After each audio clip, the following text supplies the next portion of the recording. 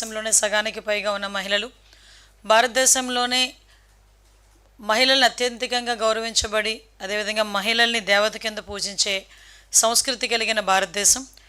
అటువంటి భారతదేశంలో మహిళలకు సముచితమైన స్థానం ఇవ్వాలి అని కోరుకున్న వాళ్ళు చాలామంది ఉన్నా కొన్ని అనివార్య కారణాల వల్ల కానివ్వండి, కొన్ని సిచ్యువేషన్స్ వల్ల కానివ్వండి, కొంతవరకు మాత్రమే మహిళలను తీసుకెళ్ళగలిగి కొంతమేరకు మహిళలను దగ్గర కూడా తీసుకురాలని పరిస్థితులు చాలా కూడా కనిపించినాయి. చాలా సందర్భాల్లో కూడా చూసుకుంటే మహిళలు అన్న వాళ్ళని చాలా అంటే ఒక వంటింటి కుందేళ్ళు అన్న రకాల మనుషులు కూడా ఉన్నారు. వంటింటికే పరిమితం అయిపోయిన మహిళలు ఏమి చేయగలరు అన్న పొజిషన్ నుంచి ఆ రోజు నందమూరి తారక రామారావు గారు, మన తెలుగుదేశం పార్టీ వ్యవస్థాపకులు, మాజీ సీఎం, ఆయన పార్టీ పెట్టినప్పుడే మహిళలకు సముచితమైన స్థానం కల్పించాలి అని చెప్పి గవర్నమెంట్ వచ్చిన తర్వాత కూడా ఆస్తుల సమాన వాటా హక్కును ఆ రోజే కల్పించి పుట్టి ఇంటిలోనే కాదు మెట్టినింటిలోనే కూడా మహిళకి గౌరవంగా ఉండాలనే ఉద్దేశంతో తల్లిదండ్రుల ఆస్తిలో సమాన వాటా హక్కు మహిళకు కూడా ఇవ్వాలని చెప్పి ఆ రోజు ప్రవేశపెట్టిన, అంటే సుమారుగా 44 సంవత్సరాల క్రితమే దీనికి ఆజ్యం పడిందని ఒకసారి మనం చెప్పుకోవాలి. అదేవిధంగా ఆ రోజు నుంచి కూడా ఒకవేళ మహిళ తాలూకా చదువు ప్రాధాన్యతని ఆ రోజు ఆ మహానుభావుడు ఏ రకంగా కొలమానం వేశారో తెలియదు, కానీ ఆ రోజు నుంచి పద్మావతి యూనివర్సిటీ అంటే ఒక సపరేట్గా ఒక మహిళా యూనివర్సిటీ, అంటే ఆ రోజు ఆయన తీసుకున్న రిఫార్మ్స్ దేశం మొత్తం మీద ఇంప్లిమెంట్ చేసే విధంగా ఆ రోజు తయారైనాయి. ఆస్తుల సమాన వాటా హక్కు ఆ రోజు రాష్ట్రంలో మొదలు పెడితే దాన్ని కొన్ని సంవత్సరాలకి దేశం మొత్తం అడాప్ట్ చేసుకొని దేశంలో ఉన్న ప్రతి మహిళకి కూడా ఆస్తుల సమాన వాటా హక్కు కల్పించే విధంగా చట్టం రూపొందించారంటే ఆ రోజు ఆయన తీసుకున్న నిర్ణయం ఎంత బలమైనదో ఎంత శక్తివంతమైనదో మనందరికీ కూడా అర్థమవుతుంది. అట్ ద సేమ్ టైం తర్వాత దగ్గరకు వచ్చేసరికి మహిళా విద్యా విషయంలోని కూడా ఇందాకే చెప్పాను పద్మావతి యూనివర్సిటీస్, తర్వాత అనేకమైన మహిళా యూనివర్సిటీస్ వచ్చినాయి. మహిళలకు ప్రాధాన్యత కల్పించాలనే ఉద్దేశంతో వాళ్ళకి రిజర్వేషన్లు కల్పించాం. ఆఖరికి చదువు అయింది, వాళ్ళకి సమాన వాటా హక్కు ఇచ్చాము, గౌరవం పెంచుతున్నాము.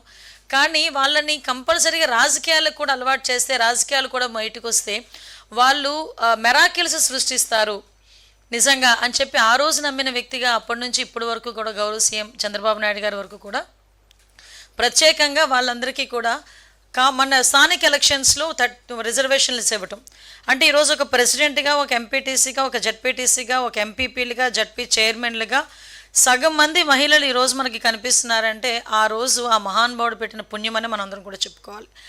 అటువంటి పరిస్థితి నుంచి గౌరవ ముఖ్యమంత్రి గారు చంద్రబాబు నాయుడు గారు పార్టీని టేక్అవుట్ చేసుకుని తర్వాత ఆయన సీఎం అయిన తర్వాత మనం చూస్తే గౌరవ ఎన్టీ రామారావు గారి టైంలో మహిళల తాలూకా కాన్ఫిడెన్స్ పెరిగింది, మహిళలు చదువు పెంచారు, అంటే ఒక రకంగా చెప్పాలంటే ఆత్మగౌరవం పెరిగింది. తర్వాత గౌరవ ముఖ్యమంత్రి చంద్రబాబు నాయుడు గారు వచ్చిన తర్వాత మహిళకి ఆర్థిక గౌరవం పెరిగిందని చెప్పడానికి నిజంగా మేమందరం కూడా గర్వపడాలి.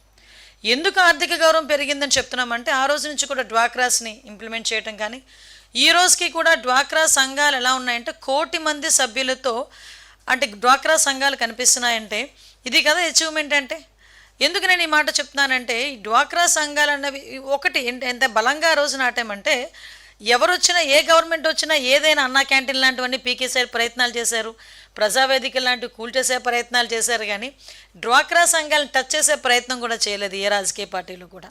అంటే అంత స్ట్రాంగ్గా డ్వాక్రా గ్రూప్స్ ఉన్నాయి ఈరోజు, సెల్ఫ్ హెల్ప్ గ్రూప్స్ అనేవి ఉన్నాయి. అంటే వాళ్ళకి వాళ్ళ కాళ్ళ మీద వాళ్ళు నిలబడాలి. ఇంతకుముందు రోడ్డు మీదకి వచ్చి బ్యాంకులోకి వెళ్ళి బ్యాంకులో డబ్బులు ఎలా అయ్యాలో తీయాలో కూడా తెలియని మహిళ బ్యాంకుకి నువ్వెందుకులే అని చెప్పే మనిషి ఇంట్లోని భర్త ఈరోజు నువ్వు బ్యాంకుకి వెళ్ళి డ్వాక్రా రుణం ఇస్తున్నారంట, డ్వాక్రా రుణం కట్టాలంట, వెళ్ళి రా అని చెప్పుకునే పొజిషన్. అంటే ఈరోజు ఎంత ట్రాన్స్ఫర్మేషన్ ఒకసారి చూడాలి. ఇటువంటి నేపథ్యంలో మనం కొంచెం బాధపడాల్సింది, కొంచెం ఇబ్బంది పడాల్సింది ఏంటంటే ఈ మహిళలకి సంబంధించి ఒక మహిళా రిజర్వేషన్ బిల్లు చట్టసభల్లో మహిళలకి 33% రిజర్వేషన్ ఇవ్వాలి అనుకున్న బిల్లు 30 సంవత్సరాలుగా కూడా అంటే వస్తుంది వెళ్తుంది ఏదో దోబూచులాట్లాగా ఆడి ఆఖరికి మొన్న ఇంప్లిమెంట్ అవుతుంది అని దేశంలో ఉన్న ప్రతి మహిళ కూడా ఎదురు చూసిన క్షణాన్ని కూడా ఒక్కసారిగా నీరుగార్చిన పరిస్థితి.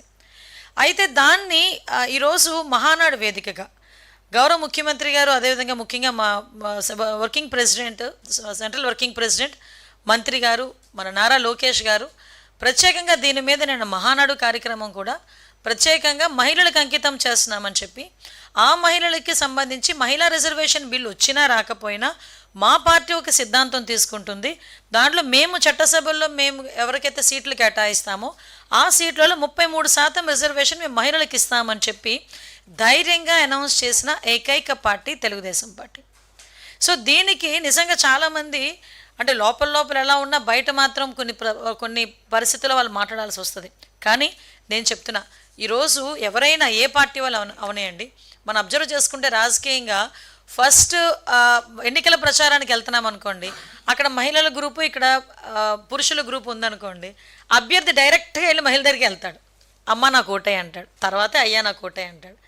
అంటే రాజకీయంగా మహిళ ఎంత వాళ్ళకి ఒక సెంటిమెంట్ క్రియేట్ అవుతుంది మహిళ దగ్గరికి వెళ్ళేసరికి. అందులో ఒక మహిళకి చెప్తే 10 మంది మగాళ్ళతో సమానం అన్న ధ్యాస కూడా ఒక పొలిటికల్ లీడర్కి ఉంటుంది. అంటే మేము మహిళా ఓట్లతో గెలుస్తున్నామంటారు. మహిళలకు సంబంధించి అంటే మేనిఫెస్టో, ఏ పార్టీ మేనిఫెస్టో అయినా మహిళలకు సంబంధించిన మేనిఫెస్టో లేకుండా ఏ మేనిఫెస్టో కూడా ఉండదు. అంత మహిళలకి ప్రాధాన్యం ఇస్తున్నామని చెప్పుకునే పార్టీలు ఈరోజు ఒక స్టెప్ ఫార్వర్డ్ వేసి అందరూ కూడా ఇదే లైన్లోకి వెళ్తే ఆటోమేటిక్గా మహిళా రిజర్వేషన్ బిల్ వస్తుందేమో, ఆటోమేటిక్గా వస్తుందేమో.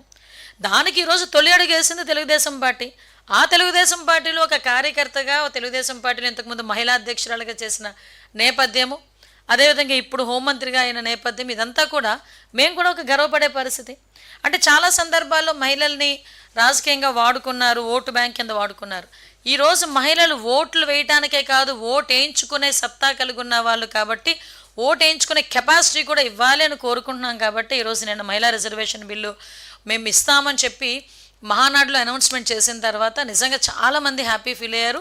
అట్ ద సేమ్ టైం అందరూ కూడా ముందుకు వచ్చారు. మీరు అబ్జర్వ్ చేశారో లేదో, మేము అనుకున్న మహిళలు ఒక్కలే లేచి నుంచుంటారేమో చప్పట్లు కొడతా అనుకుంటే మా శ్రేణులందరూ కూడా సుమారుగా ఆన్లైన్లో వీక్షించిన దగ్గర 15 లక్షల మంది కూడా నేను దీనికి ఏకగ్రీవంగా ఆమోదం తెలిపినందుకు నిజంగా వాళ్ళందరికీ కూడా నేను పేరు పేరున నేను ధన్యవాదాలు, నమస్కారాలు తెలియజేయాలి. ఎందుకంటే ఆ రోజు నుంచేనండి మీరు అబ్జర్వ్ చేసుకుంటే గౌరవ ముఖ్యమంత్రి గారు నారా చంద్రబాబు నాయుడు గారు, at the same time Telugu Desam party, ఇప్పుడు ఎన్డీఏ కూటమి మహిళా పక్షపాతి. ఇందాక ఒక పెద్ద మనిషి నాతో అన్నారు, ఎక్కడైనా మీరు అబ్జర్వ్ చేయండి మేడం, అంటే ఇది నా అనాలిసిస్ కాదు, general intellectual analysis. Chandrababu Naidu గారు ముఖ్యమంత్రిగా ఉంటే ఎంతో కొంత మహిళ సేఫ్గా ఫీల్ అవుతుంది. ఎందుకంటే ఇంప్లిమెంటేషన్స్ వస్తాయి అన్నది ఒకటి, వాడి బిడ్డలకు ఉద్యోగాలు వస్తాయి అన్నది ఒక భరోసా. అంటే చంద్రబాబు నాయుడు గారు వస్తే పెట్టుబడులు వస్తాయి, చంద్రబాబు నాయుడు గారు వస్తే పరిశ్రమలు వస్తాయి, చంద్రబాబు నాయుడు గారు ఉంటే ఉద్యోగాలు వస్తాయి, నా బిడ్డ చదువుకుని ఇంట్లో కూర్చోవాల్సిన అవసరం లేదు, నా బిడ్డకు ఉద్యోగాలు వస్తాయి అన్న భరోసా. రేపు చంద్రబాబు నాయుడు గారు వస్తే మహిళలకు సంబంధించి ఏదో స్కీమ్ తీసుకొస్తారు. మీరు అబ్జర్వ్ చేయండి, ఈరోజు మహిళలకు ఆర్థిక గౌరవం ఇస్తామని చెప్పి ఏదో డ్వాక్రా గ్రూప్ రుణాలను, స్త్రీనిధి రుణాలను, ఏదో రుణాలను ఇచ్చేసి మేము ఊరుకోవట్లే. ఇంటికి ఒక ఎంటర్ప్రీనర్ తయారు చేయాలని చెప్పి 1 lakh ఎంటర్ప్రీనర్స్ని ఫస్ట్ బేస్ మీద తీసుకున్నాం. మీరు అబ్జర్వ్ చేస్తే లాస్ట్ ఉమెన్స్ డేకి గౌరవ ముఖ్యమంత్రి గారు గుంటూరులో ఉమెన్స్ డే సెలబ్రేషన్స్ జరిగితే మార్నింగ్ 10 o'clock నుంచి ఈవినింగ్ 6 o'clock వరకు ఉన్నారు. ఆ రోజు మీరందరూ కూడా అక్కడే ఉండుంటారు. ఏ ముఖ్యమంత్రి అండి ఒక ఉమెన్స్ డేలో వచ్చామా, ఉమెన్స్కి పొగిడేమా, 4-5 పథకాలు ప్రవేశపెట్టేసామా, మధ్యాహ్నానికి వెళ్ళిపోయామా అనుకుంటారు. కానీ ఆ రోజు ఉమెన్ ఎంటర్ప్రీనర్స్ ఎవరెవరైతే ఉన్నారో వాళ్ళందరినీ పిలిపించుకొని వాళ్ళతో మాట్లాడి వాళ్ళ కష్టసుఖాలు తెలుసుకొని వాళ్ళకి ఇంకా ఎలాంటి ఇంటెన్సివ్స్ ఇవ్వాలని చెప్పి ఆలోచించుకొని బయటకు వచ్చిన వ్యక్తి. అదే ముఖ్యమంత్రి ఈరోజు ఒక ఎంఎస్ఎంఈ పార్క్స్ని కూడా ప్రత్యేకంగా ఒక ఇండస్ట్రియల్ పార్క్ని మహిళలకు అప్పచెప్పారంటే ఈరోజు మహిళల మీద మాకున్న చిత్తశుద్ధి ఏంటో మీకు అర్థమవుతుంది. అంటే మేము కేవలం మా ఎన్డీఏ కూటమి కానీ తెలుగుదేశం పార్టీ కానీ మహిళల్ని ఓట్ బ్యాంకుల కింద మేము ఉపయోగించుకోవాలి. మహిళా శక్తిని కరెక్ట్గా కనుక ఉపయోగించుకుంటే ఆంధ్రప్రదేశ్ రాష్ట్రం ఏదైతే 2047కి మనం ప్రపంచంలో మొట్టమొదటి స్థానంలో ఉండాలి అనుకుంటున్నామో, అట్ ద సేమ్ టైం ఈ మహిళా శక్తిని కనుక ప్రాపర్ వేలో యూజ్ చేసుకుంటే డెఫినెట్గా ఉంటామని నమ్మిన వ్యక్తి గౌరవ ముఖ్యమంత్రి గారు చంద్రబాబు నాయుడు గారు, అదేవిధంగా ఉప ముఖ్యమంత్రి పవన్ కళ్యాణ్ గారు. ఈరోజు మీ అందరికీ తెలుసు, చాలామంది ఈ 33% రిజర్వేషన్ వస్తుందని చెప్పిన తర్వాత చాలామంది ఆశలు పెరిగినాయి. ఎందుకంటే చాలామంది టీవీలో కూర్చొని అనుకుంటారు మేము ఆల్రెడీ చట్టసభల్లో ఉన్నాం, మాకులా చూసి మాకులా వాళ్ళు కూడా రావాలని కోరుకునే చాలామంది ఆడబిడ్డలు ఉన్నారు. కొంతమంది అయితే వాడికి ఒక ప్లాట్ఫామ్ దొరకదు, కానీ ఈరోజు ఒక ప్లాట్ఫామ్ క్రియేట్ అవుతుంది. అదేవిధంగా ఈరోజు కనీసం ఒక పార్టీ ముందుకొచ్చి, తెలుగుదేశం పార్టీ ముందుకొచ్చి ఈరోజు మనం ఒక నిజంగా ఇక్కడున్న ప్రతి ఒక్కరు కూడా సంబరాలు చేసుకోవాలి. ఏమో ఇక్కడ కూర్చున్న మీ తాలూకు ఇంట్లో మీ భార్యో మీ పిల్లలో ఎవరో ఒకరు చట్టసభల్లో ఉంటారేమో ఎవరికి తెలుసు, అవకాశం వస్తుందేమో ఎవరికి తెలుసు. నేను అనుకున్నానా టీచర్గా ఉన్న నేను ఈరోజు హోమ్ మినిస్టర్గా మీ అందరి ముందు ఇలా మాట్లాడతానని? ఆ రోజు by God's grace, Chandrababu Naidu గారి దయ, పాయకరపేట నియోజకవర్గ ప్రజల తాలూకా ఆశీర్వాదం. అట్ ద సేమ్ టైం ఎవరు తెల్లరాత ఎప్పుడు ఎలా ఉంటుందో తెలియదు. ఈరోజు ఇంతమంది మహిళా రిజర్వేషన్ విషయంలో 33% రిజర్వేషన్ వచ్చినప్పుడు ఎవరైనా రావచ్చు ఆ టైంలో. నిజంగా ఒకటి చెప్పాలంటే ఇది ఒక సామాజిక విప్లవం కింద భావించాలి. పర్టికులర్గా ఇది ఒక సామాజిక విప్లవం. చాలామంది ఏమనుకుంటారంటే మహానాడు అనేది రాజకీయ సభ అనుకుంటారు. ఎస్, కాదు. మహానాడు అనేది ఒక ఎమోషన్, లిటరల్లీ ఒక ఎమోషన్. మీరు అబ్జర్వ్ చేసుకుంటే మహానాడు సుమారుగా మనం పార్టీ పుట్టినప్పటి నుంచి మహానాడు చేసుకుంటూనే ఉన్నాం. ఏ మహానాడులోనైనా మంచి ఎండల్లో వచ్చింది.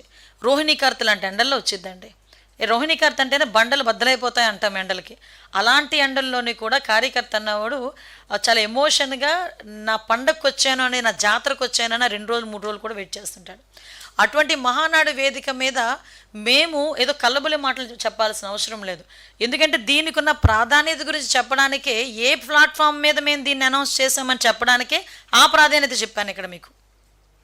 కాబట్టి మేము అంత సెంటిమెంట్గా భావించే మహానాడు సభ మీద